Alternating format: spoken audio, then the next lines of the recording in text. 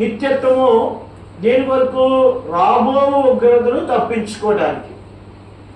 మరి రాబో ఉగ్రతను తప్పించుకోవడానికి ఏం చేయాలి? బాప్తీసం పొందాలి.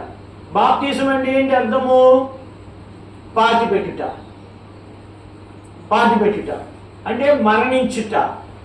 కాబట్టి ఎవరైతే మరణిస్తారో, అందుకే పౌలు అన్నాడు కదా, నేను క్రీస్తుతో కూడా సిలువ వేయబడి ఉన్నాను, జీవించువాడు నేను కాను, నా యందు ఎవరు జీవిస్తున్నారు? క్రీస్తే జీవిస్తున్నాడు. అంటే వీళ్ళు బాప్తీసం పొందడానికి వచ్చిన తర్వాత ఈ యొక్క బాప్తీసం ఇచ్చి యోహాను ఏమన్నాడంటే, ఎవరితో పోల్చాడంటే సర్ప సంతానమా అన్నాడు. అంటే ఇప్పుడు సర్ప సంతానంలో ఉన్నటువంటి వారు దైవికమైన సంతానం అవడానికి వచ్చారు. ఎందుకని సర్ప సంతానం అన్నాడు? యోహాను సువార్త 8వ అధ్యాయంలో కూడా చెప్తాడు, మీ తండ్రి అపవాది, వాడు ఆది నుంచి అబద్ధమునకు జనకుడై ఉన్నాడు అని చెప్పాడు. అంటే ఒకప్పుడు మనం ఎవరిని? అబద్ధములకు జనకుడైనటువంటి అపవాది పిల్లలం. ఇప్పుడు అపవాది పిల్లలైన మనము యేసుక్రీస్తు ప్రభువారి ద్వారా తండ్రి అయినటువంటి దేవుని పిల్లలుగా మనం చేయబడ్డాం.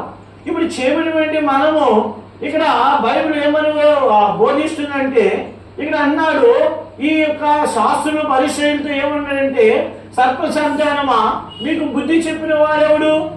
ఎవరు మనకు బుద్ధి చెప్తారు? ఎవరు చెప్పగలరు మనకు బుద్ధి?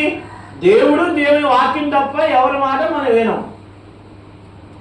అందుకే ఒక దైవజనుడు, ఆయన ముస్లిము, ఆయన మారుమూసి పొందాడు.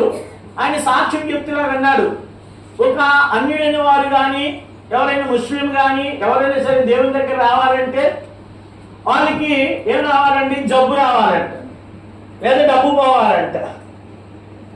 జబ్బు అన్న రావాలి, డబ్బు అన్నా పోవాలి. ఎక్కువ యేసు ప్రభువు దగ్గరికి వచ్చిన వాళ్ళు ఎవరు? జబ్బు వస్తే తగ్గడానికి వచ్చిన వాళ్ళే. అందులో నేను కూడా. ఏమండి, ఎంతమంది అండి ఏసై కొరకు వచ్చినారు చెప్పండి? జబ్బు తగ్గించుకోవడానికి వచ్చినారు చెప్పండి? ఏమండి, కాబట్టి నేను కూడా మారుమూసి పొందక మునుపు నాకు కూడా జబ్బు జబ్బు వచ్చినప్పుడు, చనిపోవడానికి సిద్ధపడినప్పుడు అప్పుడు యేసయ్య నేను నమ్ముకున్నాను. కాబట్టి ఇప్పుడు నమ్మడం మంచిదే. దేవుడు స్వస్థపరిచే దేవుడు, దేవుడు ఆశ్రయించే దేవుడు, అద్భుతాలు చేసే దేవుడు, ఆశ్చర్యమైన కార్యం చేసేటువంటి దేవుడు. కాబట్టి ఆ దేవుడు మన నుంచి ఏం కోరుతున్నాడో తెలుసా? మారు మనసు తగిన ఫలాలు ఫలించండి అన్నాడు. కాబట్టి ఏంటి మారు మనసు తగిన ఫలాలు?